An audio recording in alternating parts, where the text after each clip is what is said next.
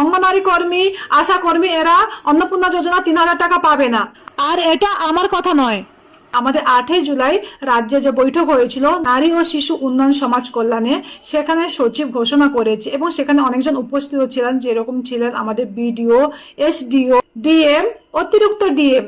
তারা সেখানে ঘোষণা করেছে যে কারা কারা অন্নপূর্ণা যোজনা পাবে না বা আবেদন করতে পারবে না। যেরকম আছে অঙ্গনওয়াড়ি কর্মী, আইসিডিএস কর্মী, আশা কর্মী, প্যারা টিচার, পেনশনভোগী, এমনকি সিভিক ভলেন্টিয়ারও।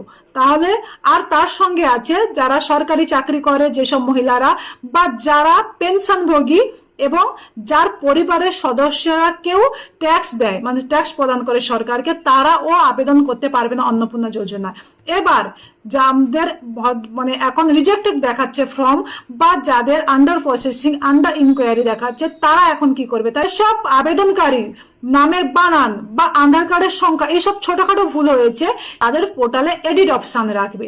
তো আমি তো বারবারই বলেছিলাম যে তোমরা একটু ওয়েট করো, অবশ্যই সরকার এটা নিয়ে ভাববে, কারণ সরকারে সবাইকে টাকা দেবে, কেন দেবে না? কিন্তু বারবার যেটা বলেছিল, এখানে কিন্তু একবারের জন্য উল্লেখ নেই বেসরকারি স্কুলে কেউ বাচ্চাকে পড়ালে বা যাদের 3টে রুম আছে বাড়ি, এখানে কিন্তু একবারের জন্য উল্লেখ নেই।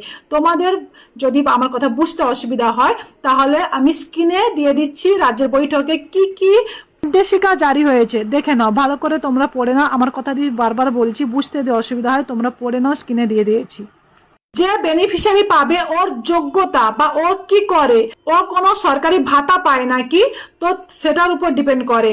ও শ্বশুরের কি থাকলো, বরের কি থাকলো, বাপের কি থাকলো, বা বাড়িতে কটা রুম থাকলো, এইসব কোনো ম্যাটার করে না।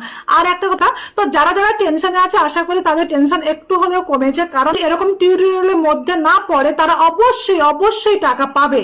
এটা হয় তাদের এ মাসে যদিও না ঢুকে, সামনের মাস থেকে অবশ্যই ঢুকবে।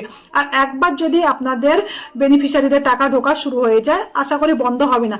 কিন্তু যদি কেউ মানে ওইসবের যারা অঙ্গনওয়াড়ি কর্মী বা আশা কর্মী বা যারা সরকারকে ট্যাক্স দেয় বা যারা পেনশন পায়, তারা যদি কেউ পেয়ে থাকে, সেটারও মানে পরে বন্ধ হয়ে যেতে পারে।